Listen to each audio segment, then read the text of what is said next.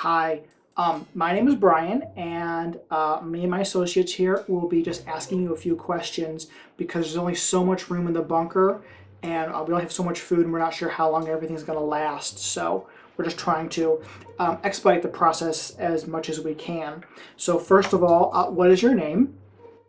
Uh, why do you need to know my name?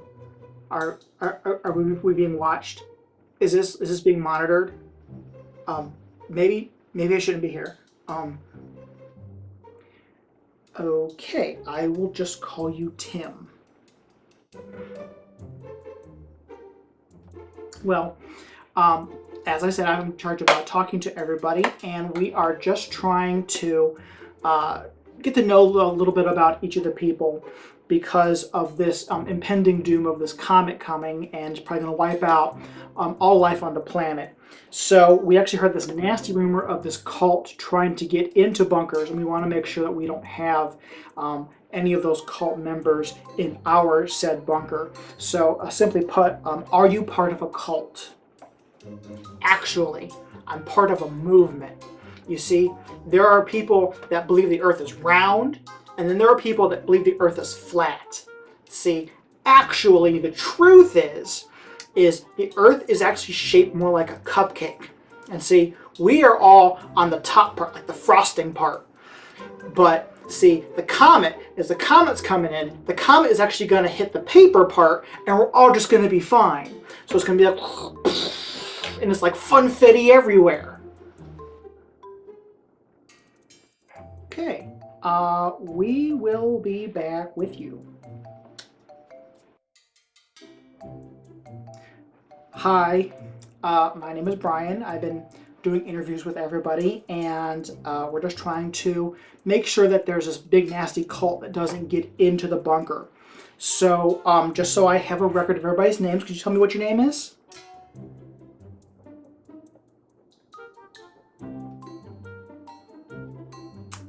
Okay. Well, simply put, are you a member of a cult?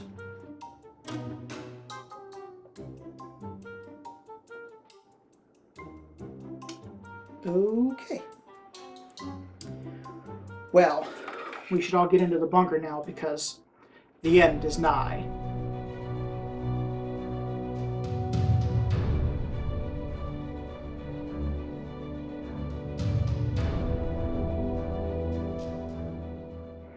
So The End is Nigh is a social deduction game where you're trying to figure out which of the people you're questioning are cultists and which ones are not, and to try to not let the cultists into your bunker. So first thing you do is you set up this clock.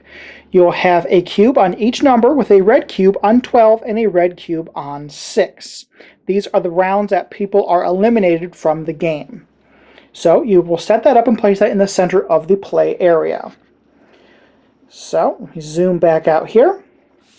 And now you're going to determine how many people are actually playing the game and what cards you will be needing to add in. So I'm going to set up for a 3-player game here. So what we'll do is we will take 3 of the civilian cards and 1 of the cult elder cards, and we're going to give those each a shuffle. Now you're going to give each person 1 card, and this will be their identity for the entire game. So there is mine, and there are the other 2. Then you take the last one and you put it out of the game without looking at it. So let's go ahead and look at my card here. My card says that I'm a civilian. So I'm going to win if there are no cultists in the bunker. If I had gotten the Cult Elder card, the Cult Elder will win if there was at least 1 cultist in the bunker. So you don't know if you can trust the other players in the game. You just want to try to figure out who's on your team and who's not. And there's a chance that you could all be civilians since there's that 1 card that is out of play. So I'm on the civilian team. Also, what's nice is on the back of the identity card, there is a turn-by-turn sequence, so it's easy to remember what to do on your turn. The next thing you're going to do is you're going to grab these ability cards here. You're going to give them a shuffle, and then you're going to give 2 to each player. So I'm just going to give them one because they're just going to choose whatever one that I chose for them. So now I have a couple choices. Now these are abilities that I'm going to have during the game. So one of them is the one I'm going to choose. So the Repairman is you can rotate the Doomsday Clock one space clockwise or counterclockwise as long as there's at least one survivor at 6 or 12. That's very interesting. Or the Hypnotist. And that one is reveal after questioning. And for this one, reveal before any other player's turn. Question any survivor that is not exhausted. They will not become exhausted after you question them. Follow the text effect as usual. So this is a way to get some information and have somebody else, hopefully on your team, be able to gain that same information. And I'll explain that a little bit further as the game goes along. So, I'm going to keep this Hypnotist card, so I'm going to be a Hypnotist. So once everybody has chosen their abilities, you go ahead and build the ring of the people trying to get into the vault. So what you're going to do is you're going to take all of the people trying to get into the vault and you're going to shuffle them up. You can do this under the table because they have front and back. There's not really an easy way to be really concise about it, so we'll just do that. And then you're going to go around the clock and you're going to place all of the people. So we're going to have the undergrad, we're going to have the hermit, which he should actually go like that, and have everybody pointed in. We're going to have a celebrity, we have a scientist, we have a con man, and we have a child. So these are all the people who are trying to get into the vault, and 2 of these people are going to be cultists. Now in this game, I'm going to have 2 cards left over. I have the geezer and the athlete, who are not going to be part of this game, but they might be part of another game further on down the road. So now we're going to give all of these people their personality traits. So, just to show you some of the traits here, there are some traits that don't really affect anything. So we can have a pacifist, a clean freak, a musician, a genius, and somebody that is rich. These don't really matter. If you look at these, whoop-de-doo, that doesn't tell you any information. Then, of course, there are the 2 cards that say cultist. So if the cultists get into the vault, well, all of the civilians lose the game. Then there are some very interesting cards. There is a prophet and a doomsayer. So what the prophet says, if the survivor is located at 6 or 12 in the doomsday clock, they negate 1 cultist card on 1 directly adjacent survivor at the end of the game. So if our undergrad here, or our scientist, because they are at 12 and 6, if either one of them are the prophet, they're going to negate 1 cultist card that is on somebody that they are next to. So if the scientist was the prophet, the con man or the celebrity would be able to have 1 card negated. So if they were a cultist and they had a cultist card, the scientist would just get rid of that card, so they would no longer actually be a cultist. Now the doomsayer does kind of the opposite. So if the survivor is located at 6 or 12 on the doomsday clock, they are a cultist. Even if they don't even have a cultist card, doomsayer makes them automatically a cultist. Another card that somebody might have is they just might be a jerk. So if the survivor has no exile markers on them, you must claim that that survivor is a cultist and vote to exile them. Unless they do already have some vote cubes on them, then you can claim that they are either or. So don't be a jerk. Then lastly, there is the pet dog and pet cat. Now the pet dog says that 1 cultist card on the survivor is negated. This does not negate the doomsayer card. Then there's the pet cat card. If the pet cat is directly adjacent to the pet dog at the end of the game, remove both cards from the bunker, because cats and dogs cannot live together. So what you're going to do is you are going to now take all of the trait cards and you're going to give them a really, really good shuffle. And then you're going to place them below each of the questionees according to however their card says to set up each of the trait cards. So if you look here on the scientist card, you're going to put one on top and one below sideways. Whereas the con man here, you're going to put two cards side by side. And that always has something to do with what their effect is and how you question them. So let's go ahead and I'm going to set this up here.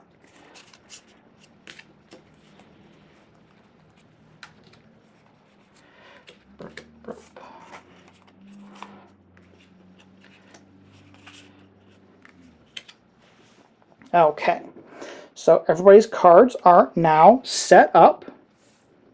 And now we're going to go ahead and begin the game. So, on your turn, you're going to question one of the survivors. And by questioning them, you're going to do what the text is on the card. And generally it is you're going to look at one of the traits and put it back.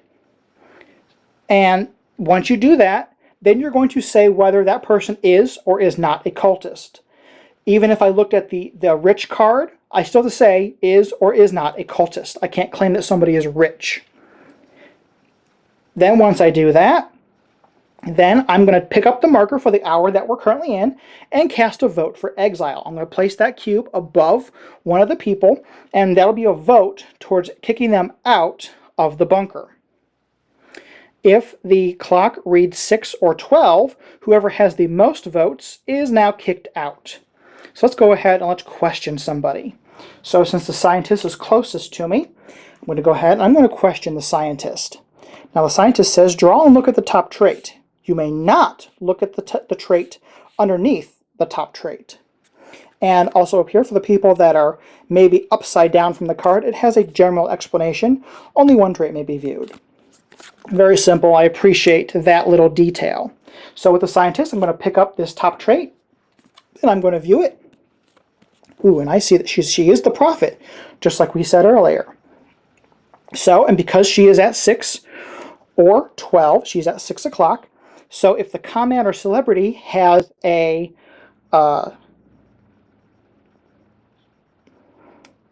cult card on them, this prophet can negate one of them. So that is very, very interesting. So now this card is going to go back there. So I forgot a step here. What you're supposed to do here now is declare to all the other players whether that person is or is not a cultist. Well, I didn't see a cultist card, so I'm going to say the scientist is not a cultist. Now I'm going to pick up the 1 o'clock since we are at the very beginning of the game. And now I'm going to cast a vote for exile. Now, unfortunately, I have no information. I'm pretty sure the scientist is not a cultist.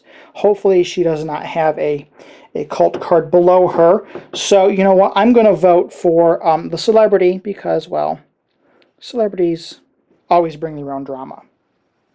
Once you do that, you're going to go ahead and exhaust the person that you question. And if anybody else was exhausted, they're going to come back from exhaustion, so that way they're able to be questioned. This just prevents somebody from being questioned twice in a row. So I've gone ahead and advanced the game a little bit further. So the comment and the undergrad are tied for votes here. Now it is one person's turn now. So it's this person over here. So let's have a peek at their identity card, and we see that they actually are a cult elder. So they want cultists in to the bunker. So let's see what they're going to. So actually, they're going to question the undergrad. So looking at the undergrad's card here, it says, look at both traits, then draw one trait from another survivor. Do not look at it. Shuffle them all together. Return 2 traits to the undergrad and 1 to the survivor you drew from. Very interesting. So they're going to go ahead and they are going to look at both traits here. Ooh, and they see that the undergrad is a cultist and they're a musician. So now they have to figure out what they will need to do. So what they're going to do is they're going to go ahead and they're going to take, this card from the child. They're going to take all of the cards here and they're going to shuffle them up. So, shuffle, shuffle, shuffle. 1 card goes back to the child. 2 cards go back to the and trying to play the table, they're going to say that the undergrad is a cultist. Undergrad. And since they are the cult elder. They're really hoping that they move that cult card away from the undergrad, and they're going to place this vote cube here onto the undergrad. Now, because the clock is now at 6 o'clock, whoever has the most votes is now cast out, so that would be the undergrad. So you're going to take both cards, and you're going to take that person, and you're going to put them aside and out of the game. Do not look at the traits. Now, just for this, I'm going to go ahead and show you that, they are the Doomsayer and the cultist. So they were a super cultist. So the cult elder did a very, very, very bad thing by doing that. So obviously the child was a Doomsayer before, but shuffling around the cards didn't do them so well. But the game will continue on, and you will be manipulating and moving the cards around until we get to 12 o'clock and vote somebody else out. Once you do that, let's just say that the celebrity was voted out. Then you're going to go ahead and one by one, you're going to reveal all of the abilities of all the people that were allowed into the bunker. So starting with the child, we're going to flip over and we see the child had a pet dog and was a musician. The con man here, well, he was a jerk. Of course, he's a con man. And he was also a clean freak. Very interesting. The scientist here, scientist had a pet cat and was still a prophet. And the hermit over here was a pacifist and a genius. Kind of fitting for the hermit. So it looks like no cultists made it into the bunker. So therefore, everybody that is a civilian wins the game. This program is part of the Pathological Nerdcasters Network. Find more at pncn.rocks, where all the geeks come to play. So that is The End is Nigh. Now, I absolutely love social deduction games. They are something that my group absolutely loves as well. I am horrible at them. The ongoing joke with my group is that I am always the betrayer. I am always the one to not be trusted, no matter what it is. Even in games where there is no betrayer, they will still blame me for trying to sabotage the entire group. But anyways, this is something that I really, really enjoy. If this looks like something that you and your group would enjoy, down below I have a link to their Kickstarter, which is going on right now as of the time of this video. And as always, please do not forget to like, share, subscribe, and help support Cloak and Meeple. I have my subscribe button right down below, and I have my support link right over there. And as always, thank you so much for watching, and I'll see you next time.